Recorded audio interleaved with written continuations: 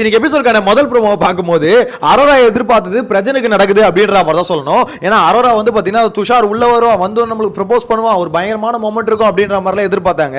But பிரஜனுக்கு வந்து பார்த்தீங்கன்னா Sandra பண்ணிட்டு இருக்காங்க. சாண்ட்ரா உள்ள வந்தோன்னா பயங்கரமான ப்ரப்போசல் சீன்லாம் பார்க்கும்போது நான் கூட ஒரு மாதிரி ஸ்மூத்தாக போயிடும் போல இருக்கு அப்படின்ற மாதிரி நினைச்சேன். ஆனால் ப்ரோமோவே ரெண்டா பிரிக்கலாம். முதல்ல வந்து பார்த்தீங்கன்னா ஃபர்ஸ்ட் ஹாஃப்ல என்ன பண்றாங்க, பிரஜன் அவங்களுக்கான ஒரு மாதிரி பார்த்தீங்கன்னா அவங்களுக்கு இருக்க பாண்டிங்கை காமிச்சிட்டு, ரெண்டாவது இதில் பார்த்தீங்கன்னா அவங்களுக்கு இருக்க காண்டை காமிக்கிறாங்க. டேரக்டா சாண்ட்ரா போயிட்டு ரம்யா நீ பார்த்தது தப்பு அப்படி நான் பேசல அப்படின்ற மாதிரி சொல்றாங்க.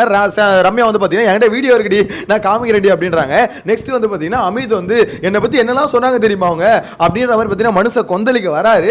உடனே நம்ம வெங்காயம் ஸ்டார் சபரி வந்து பாத்தீங்கன்னா சரி விடு விடு அப்படின்றாரு, உடனே ஒரு விடுன்னு விட்டுட்டாரு. ஸோ இந்த மேட்ரு என்ன ஆக்சுவலா இது சாண்ட்ரா போய் வெளியே ஒன்று பார்த்தேன்னு சொல்றாங்களே, அதை எதை சொல்றாங்க அப்படின்றத டீட்டெயிலாக பார்க்கலாம். இதெல்லாம் பார்க்கறதுக்கு முன்னாடி ஒரு முக்கியமான விஷயம், சேனலை ஃபர்ஸ்ட் டைம் பார்த்தீங்கன்னா சப்ஸ்கிரைப் பண்ணிட்டு வீடியோ லைக் பண்ணி வச்சுக்கோங்க. எனிவேஸ் ஆனால் ஒரு விஷயம் மட்டும் எனக்கு சூப்பராக இருந்தது, பிடிச்சிருந்தது அப்படின்னு வச்சுக்கோங்க. என்ன தெரியுமா, சாண்ட்ரா வந்து எவிக்ஷன் ஆகும்போது பார்த்தீங்கன்னா எல்லாருமே கொண்டாடினாங்க, ஒரு பக்கம் பார்த்தீங்கன்னா எல்லாருமே என்ஜாய் பண்ணாங்க. ஆனால் அவங்க அழுவாம போனாங்கல்ல, அது உண்மையிலே பிடிச்சிருந்தது. ஏன்னா சாண்ட்ரா வந்து பார்த்தீங்கன்னா அவங்க ஒரு மாதிரி போல்டான ஆளு தான், ஆனால் அழுது அழுது ஒரு மாதிரி பார்த்தீங்கன்னா ட்ராமா பண்ணி ஒரு மாதிரி காலி பண்ணிட்டாங்க எல்லாரையும். ஸோ அந்த மாதிரி இல்லாமல் எவிக்ஷன் ஆகும்போது அவங்க அழாம போனது எனக்கு பர்சனலாக சொல்ற பிடிச்சிருந்தது. அதே மாதிரி உள்ள வந்து பார்த்தீங்கன்னா திருப்பி ஸ்டார்ட் பண்ணிட்டாங்க. அது வந்து பார்த்தீங்கன்னா எப்படி சொல்லுது, ஆனந்த கண்ணீர் அப்படின்ற மாதிரி சொல்லலாம். ஸோ அவங்க பிரச்சனை பார்த்தோன்னே நீ இந்த 20 வருஷத்துல 20 நாளில் நீ எவ்வளோ முக்கியம் அப்படின்றத நான் புரிஞ்சுக்கிட்டேன் அப்படின்ற மாதிரி சொல்றாங்க. அதை புரிஞ்சுக்கிறதுலாம் சரி, புருஷனை கொஞ்சம் சந்தேகப்படாமல் இருமா, அதை மட்டும் கொஞ்சம் புரிஞ்சுக்கோங்க அப்படின்ற மாதிரி சொல்ல தோணுது. என்ன ப்ரோ அவங்க எங்க ப்ரோ சந்தேகப்பட்டாங்க அப்படின்ற மாதிரி கேட்டிங்கன்னா, அதான் பட்டாங்களே பார்வதி கூட கம்பேர் பண்ணி இந்த மாதிரி பார்வதி வந்து புருஷனை கரெக்ட் பண்ண ட்ரை பண்றா, திவ்யாவும் பிரச்சனை பேசுறதை பார்க்கும்போது அவங்களுக்கு வந்து பொசசிவ்னஸ் வருது அப்படின்னும் போது ஒரு சந்தேகம் ஒன்று கிரியேட் ஆகுதுல்ல. அவங்களுக்கு யார் மேலே சந்தேகம் வரக்கூடாதுன்னா பிரஜன் மேலே சந்தேகம் வரக்கூடாது. பிரஜன் வந்து அப்படி பண்ண மாட்டாரு, அவர் வந்து நம்ம புருஷன் அப்படின்ற ஒரு இது இருக்கணும், அவங்களுக்கு இருந்திருக்கணும். பட் அவங்களுக்கு வந்து அது இல்லை. ஸோ அவங்கள பொறுத்த வரைக்கும் பிரஜன் மேலே ஒரு டவுட் இருந்திருக்கு. ஒருவேளை பிரஜனோட ஹிஸ்ட்ரி அந்த மாதிரி இருந்தது என்னன்னு தெரியல, ஆனால் பிரஜன் மேலே ஈஸியாக அவங்களுக்கு சந்தேகம் வந்துருச்சு அப்படின்ற மாதிரி தான் சொல்லலாம். ஸோ இங்கே அவங்க ப்ரொபோசல் சீனை முடிச்சதுக்கப்புறம் நெக்ஸ்ட் வந்து பார்த்தீங்கன்னா ரம்யா கிட்ட போகிறாங்க. ரம்யா கிட்ட இந்த மாதிரி வந்து நீ பார்த்தது தப்பு அப்படின்ற மாதிரி சொல்கிறாங்களே, அது என்ன விஷயம் பார்த்தீங்கன்னா சோஷியல் மீடியாவில் சில பேர் எடுத்து உருட்டு இருந்தாங்க சாண்ட்ரா சொல்லுன்னு. ஸோ அதுக்கான கிளாரிஃபிகேஷன் என்ன தெரியுமா, இந்த இடத்துல 2 வாட்டி அதை பேசியிருக்காங்க. ஒரு வாட்டி பார்த்தீங்கன்னா திவ்யா இது பார்வதியும் சாண்ட்ராவும் பார்த்தீங்கன்னா நார்மலாக ஒரு தடவை பேசுனாங்க, இன்னொன்று எவிக்ஷனுக்கு ஒரு 2 நாளுக்கு முன்னாடி ஒரு தடவை பேசுனாங்க. ஸோ இந்த 2 வீடியோக்களுமே கிட்டத்தட்ட சிமிலராக இருக்கும். அதில் ஒரு தடவை பார்த்தீங்கன்னா இது பார்வதி சொல்லுவாங்க அவ வந்து கொஞ்சம் பாம்பு மாதிரி தான் அவ அப்படின்ற மாதிரி சொல்லுவாங்க. நெக்ஸ்ட் இன்னொரு கிளிப்ல வந்து பார்த்தீங்கன்னா சாண்ட்ரா சொல்லுவாங்க, அதாவது ரம்யாவும் கொஞ்சம் பாம்பு தான், அவள் நம்ப முடியாது அப்படின்ற மாதிரி இவங்களும் சொல்லுவாங்க. ஸோ இங்கே 2 கிளிப்ஸ் இருக்கு ஓகேங்களா. இவங்க சாண்ட்ரா வந்து மேபி ஒரு கிளிப்பை பார்த்துட்டு வந்து இல்லை நீ பார்த்தது தப்பு நான் அப்படி சொல்லலை அப்படின்ற மாதிரி சொல்றாங்களா என்னன்னு தெரியல. வெளியும் சில பிஆர் டீம் வந்து அப்படிதான் உருட்டிட்டு இருந்தாங்க, சாண்ட்ரா அப்படிலாம் சொல்லவே இல்லை, பார்வதி தான் பாம்புன்னு சொல்லிச்சு அப்படின்னாங்க. பார்வதியும் சொல்லிச்சு, பார்வதி ஒரு ரச பாம்பு, அந்த பாம்பு இந்த சந்திரமுகி பாம்பு சொல்லுது அப்படின்ற மாதிரி அப்போ கூட நான் வீடியோ போட்டிருந்தேன். ஸோ அதனால ஞாபகம் இருக்குது எனக்கு. ஸோ பார்வதி சொல்லும் போது பார்த்தீங்கன்னா அந்த ஒரு கவுண்டர் ஒன்று கொடுத்துருந்தேன். நெக்ஸ்ட் சாண்ட்ரா சொல்லியிருந்தாங்க பாம்புன்னு சொல்லும்போது அப்போ நான் என்ன சொல்லியிருந்தேன்னா, உனக்கு அவ்வளோ டவுட் இருக்கு, அதாவது ரம்யா மேலே அவ்வளோ டவுட் இருக்கு அப்படின்னா எதுக்கு ரம்யா கூட உட்காந்து பேசுற, உட்காந்து பேசிக்கிட்டு என்னால் எல்லாத்தையும் பார்த்தீங்கன்னா ரம்யா கிட்ட சொல்ல முடியாது, அவளை நம்ப முடியாது, அவள் பாம்பு, அவள் வந்து பார்த்தீங்கன்னா ஒரு பாம்பு தான், என்ன இருந்தாலும் அவளை வந்து நம்ப முடியாது அப்படின்ற மாதிரி சொல்லியிருப்பாங்க.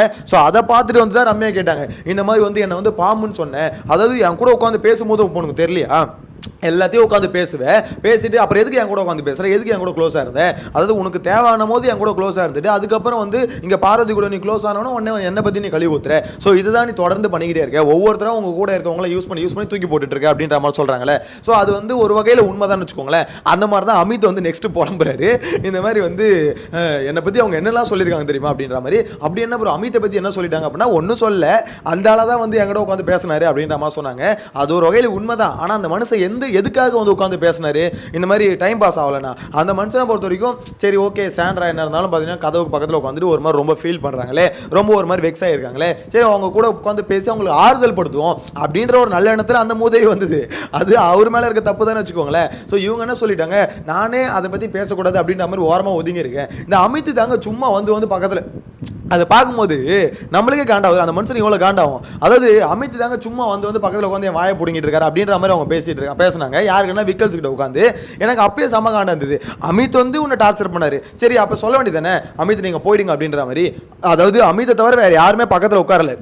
அமித் மட்டும் தான் உட்காந்து ஒரு மனுஷன் மதிச்சு இந்த மாதிரி சரி ஓகே என்ன இருந்தாலும் அவங்க நடிக்கிறாங்க வைக்கிறாங்க இதெல்லாம் தூக்கி போடுவோம், ஒரு மனுஷன் மதிச்சு பக்கத்தில் உட்காந்து ஓகே சமாதானப்படுத்தும் அப்படின்னு வந்தார்.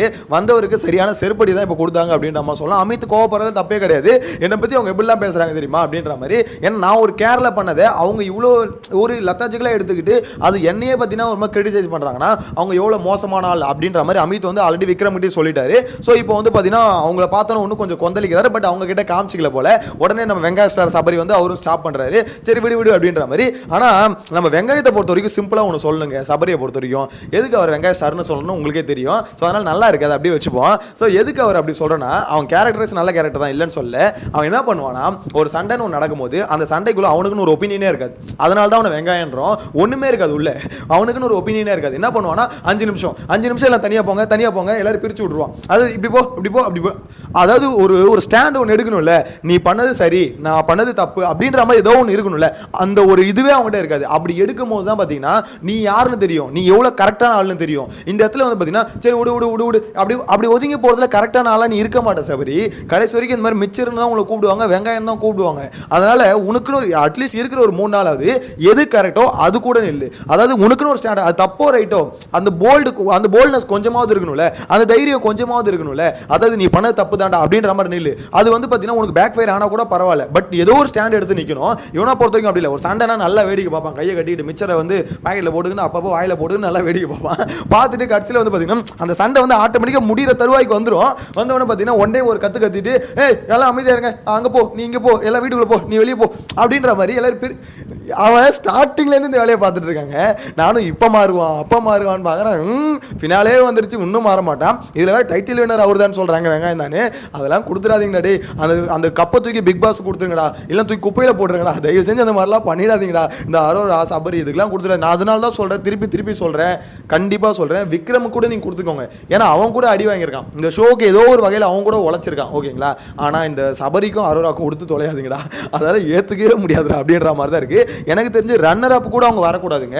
ஏன் ப்ரோ அவ்வளோ என்ன ப்ரோ பண்ணிட்டாங்க? அப்படி இல்லைங்க, இந்த கேமுக்குன்னு ஒரு இன்புட் கொடுத்துருக்கணுங்க.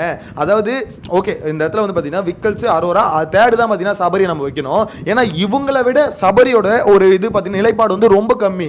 அரோரா கூட ஒரு நிலைப்பாடு இருந்தது, அட்லீஸ்ட் விஜய் சேதுபதி கிட்ட பேசும்போது அந்த பொண்ணுக்குன்னு ஒரு ஸ்டாண்ட் எடுத்து பேசுவோம் ஓகேங்களா. அதாவது இது இருக்கும். சபரிக்குன்னு அப்படி ஒரு இதுவே இருக்காதுங்க.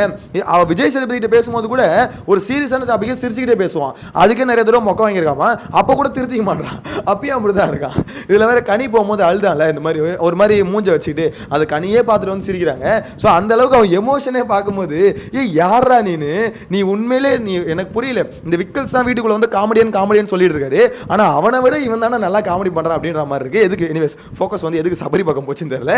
இந்த இடத்துல இந்த அமித் அப்புறம் ரம்யா 2 பேருமே பார்த்தீங்கன்னா சாண்ட்ரா மேலே சமகாண்டில் இருக்காங்க. சாண்ட்ரா பார்த்துட்டு வந்து நான் லாஜிக்காக பேசுகிறேன் அப்படின்ற மாதிரி வந்தாங்க. என்கிட்ட வீடியோ இருக்குது நான் காமிக்கிறேன் அப்படின்ற மாதிரி ரம்யா அடித்து பற்றி விட்டாங்க. ஏன்னா இருக்குங்க வீடியோ, நான் தான் சொல்கிறேன் 2 ஃபுட்டேஜ் இருக்குங்க. நிறைய பேர் கன்ஃபியூஸ் ஆகிக்கிறாங்க. அதில் ஒரு ஃபுட்டேஜ் எடுத்து பார்த்தீங்கன்னா பயங்கரமாக ட்ரெண்ட் பண்ணிகிட்டே இருந்தாங்க. இந்த மாதிரி பார்வதியும் சாண்ட்ராவும் அதே பிளேஸில் வந்து பார்த்தீங்கன்னா 2 தடவை பேசியிருக்காங்க. அதில் 2வது தடவை பேசும்போது தான் பார்த்தீங்கன்னா இந்த சம்பவம் நடந்தது.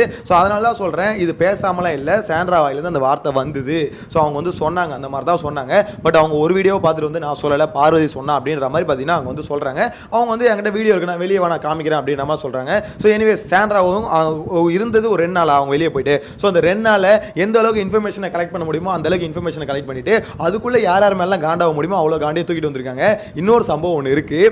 திவ்யா அந்த ஃப்ரேம்லேயே காமிக்கிறாங்க. ஒரு மாதிரி சாண்ட்ரா வந்து ஒரு மாதிரி பார்க்குறேன், வந்துட்டாடா இவன் வந்தோன்னு ஆரம்பிச்சிருவாளே. எனக்கு என்னன்னா சாண்ட்ரா வெளியே போனோன்னா பிரஜனை உள்ளே வந்தார்ல, உள்ளே வந்தோன்னு பிரஜனும் திவ்யாவும் பேசும்போதே நான் சொல்லிட்டு இருந்தேன், கண்டிப்பாக இதுங்க 2 பேசுதா, கண்டிப்பாக சாண்ட்ரா வந்து பஞ்சாயத்து இருக்குது அப்படின்ற மாதிரி. ஸோ திவ்யா எந்த அளவுக்கு நோட்ட போகிறாங்க, திவ்யா சாண்ட்ரா போனதுக்கு அப்புறம் ரிப்ளை கொடுத்தாங்களே, ஸோ அதுக்கு இவங்க என்ன ரிப்ளை கொடுக்க போகிறாங்க அப்படின்றத அடுத்தடுத்த ப்ரோமோவில் விடுவாங்கன்னு நினைக்கிறேன். வந்தோன்னே நானும் அப்டேட் பண்ணுறேன். சேனலை சப்ஸ்கிரைப் பண்ணி வச்சுட்டு வீடியோக்கு வெயிட் பண்ணுங்கள். நெக்ஸ்ட் வீடியோவில் மீட் பண்ணலாம். Tata bye by.